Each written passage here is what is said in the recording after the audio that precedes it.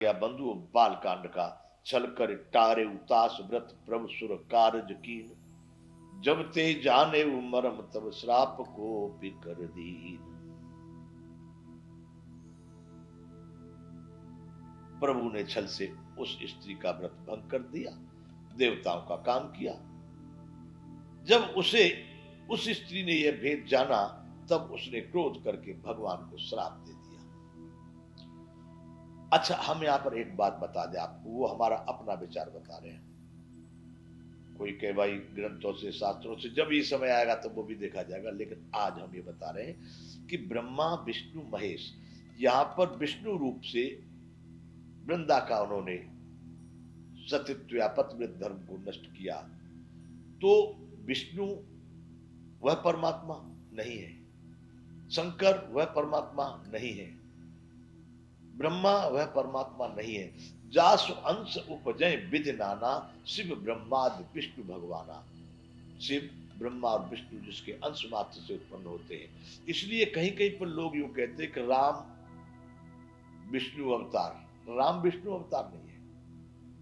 विष्णु ब्रह्मा महेश ये सभी राम के ही अंश हैं, परमात्मा उस परमात्मा के। या फिर राम को यूं कहते साधारण एक माया मर्यादा पुरुषोत्तम या मानव बाल्य तो भगवान की बात ही नहीं है। लेकिन जिस परम ब्रह्म परमात्मा की मैं बात कर रहा हूं, ये तीनों वह परम ब्रह्म परमात्मा नहीं बल्कि उसी के तीनों बिल्कुल अभिन्न अंग है। तो वह परमात्मा ही है। विष्णु है तो भी वही है, शंकर है तो भी वही है, ब्रह्मा है तो भी वही है। विष्णु ने यदि कोई कार्य किया तो भी उसी परमात्मा का। जिस तरह से एक घर का मुखिया होता है और कोई भी उस घर में कार्य करता है, उसका श्रेय अच्छे का या बुरे का उस मुखिया को ही मिलता है। इसलिए यहां पर कह रहे हैं कि उसका छल परमात्मा ने टाल दिया।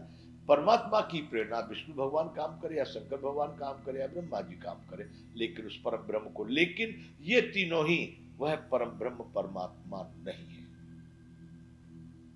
उसके अभिन्न अंग जरूर है, लेकिन ये वह है, वह विष्णु भी है, वह ब्रह्मा भी, वह शिव भी है। वो जो भी देवी देवता संपूर्ण सृष्टि में जितनी भी शक्तियां है, वह परम ब्रह्म परमात्मा सब है। लेकिन इनमें से कोई भी परम ब्रह्म परमात्मा नहीं हो सकता। तो अब ये बंधुओं 123वां दोहा बालकांड का छल कर तारे उदास व्रत प्रभु सुर कारज कीन जब ते जाने मरम तब श्राप कोप कर दी। उसके व्रत को भंग कर दिया, और जब उसको पता लगा कि मेरा पति नहीं तो कोई छल करके दूसरा आ गया, तब उसने क्रोध में आकर के श्राप दे दिया। क्या श्राप दिया? तासु श्राप हरिदीन प्रमाणा कौतिक निधि कृपाल भगवाना। लीलाओं के भंडार कृपालु श्री हरि ने उस स्त्री के श्राप को प्रमाण कर दिया। बिल्कुल तुमने जो कहा स्वीकार है, आपने जो कहा मैं उसको मानता हूं। तो तहां जलंधर रावण भयऊ रनहित राम परम पद दयऊ। वहां पर वह जलंधर उस कल्प में रावण हुआ, जिसे श्री रामचंद्र ने युद्ध में मारकर परम पद दे दिया, यानी मुक्त कर दिया। फिर वो दोबारा संसार में पुनः नहीं आएगा। वो भगवान राम ने मुक्त कर दिया। वो जलंधर वहां जाके रावण बना और राम जी मानव रूप में आए। उसकी पत्नी ने श्राप दिया था उनको पत्थर बनने का, वो शालिग्राम बने थे। लेकिन यहाँ राम और भी बहुत सारे कारण जिनसे वो आते हैं। एक जन्म कर कारण एहा जेहि लगे राम धरी नर देहा।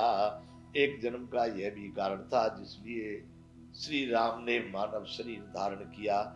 प्रति अवतार कथा प्रभु केरी सुने मुनि बरनी कवि न घनेरी। प्रभु के प्रत्येक अवतारों की कथा कवियों ने नाना प्रकार से वर्णन किया। एक से एक जो जो जिसके मन में जैसा आ गया, कवियों ने अपनी बुद्धि से जितना उचित हो सका वो भगवान की कथाओं का वर्णन किया है। नारद श्राप दीन एक बारा। यहां पार्वती जी को बड़ा वो कहते आश्चर्य लगा। कल्प एक ते ही लगे अवतारा। नारद श्राप दीन एक बारा, और इसलिए एक कल्प में राम जी को अवतार लेना पड़ा। ये बात पार्वती जी की समझ में आई आई आई, पर उन्होंने कहा नारद श्राप दीन एक बारा। गिरजा चकित भई सुने बानी, नारद विष्णु भगत पुण्य ज्ञानी। गिरजा को बड़ा आश्चर्य हुआ शंकर भगवान की बात। नारद जी तो विष्णु के तो बड़े भक्त हैं, बड़े ज्ञानी भी हैं, और उन्होंने श्राप दे दिया। कारण कवन श्राप मुने दीना, का अपराध रमापति कीना। भगवान बताइए ऐसा क्या हुआ, क्या कारण था जो नारद जी ने श्राप दे दिया। और रमापति, उन विष्णु जी ने कौन सा अपराध किया जो नारद जी को श्राप विष्णु भगवान को देना। आश्चर्य। यह प्रसंग मोहे कहु पुरारी, मुनि मन मोह आचरज भारी। यह प्रसंग मुझको समझा करके शंकर भगवान कहिए, मुनियों को, ऋषियों को अज्ञान।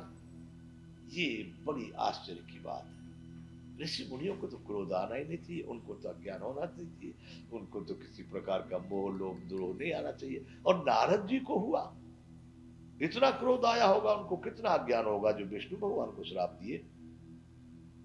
मुझे बड़ा आश्चर्य है। हे शंकर भगवान, मुझे आप इस कथा को जरूर सुनाइए। तब शंकर भगवान कह रहे हैं बाल कांड का 124वां दोहा। बोले बिहसि महेश तब ज्ञानी मूढ़न को। ए पार्वती जी, नया कोई मूर्ख है न कोई ज्ञानी है। बड़े हंसते हंसते आनंद के साथ बेहसी महेश, कैसे बोले, हंसते हंसते आनंद के साथ।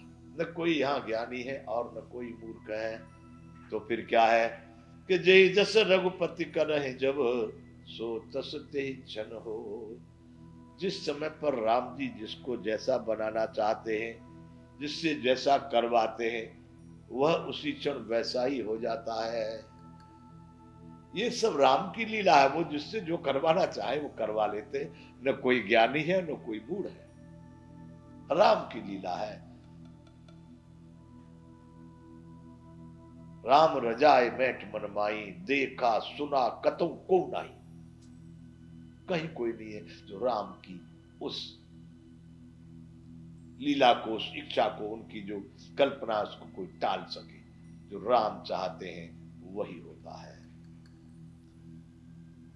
कहूं राम गुणगाथ भरद्वाज सादर सुनो, भव भंजन रघुनाथ भज तुलसी तज मान मद। अब देखिए एक दोहे में कितना उन्होंने, गोस्वामी जी ने बढ़िया ढंग से युक्ति पूर्वक इसको रचा है।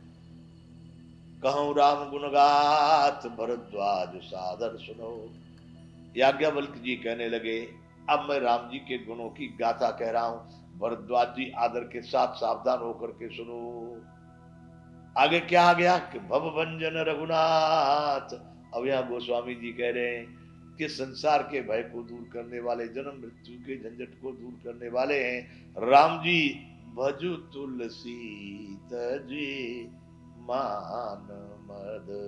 अरे तुलसी, सारे अहंकार और मान मोह को छोड़ करके तू श्री रघुनाथ जी का भजन कर, क्योंकि वही भव भंजन रघुनाथ, भव के इस मायाजाल को, कष्ट को दूर करने वाले, जन्म मृत्यु के बंधन को नष्ट करने वाले राम जी है। इसलिए तुलसीदास तू राम का भजन कर। 124 बालकांड का दुआ हुआ। हिमगिरी अब आगे कहता जो उन्होंने कहा माता पार्वती ने, यह प्रसंग मोह कहो पुरारी, मुन मन मोह आश्रय भारी। इस प्रसंग को मुझे अवश्य सुनाइए। कौन सा? कि नारद श्राप दीन एक बार, ये मुझे बताओ।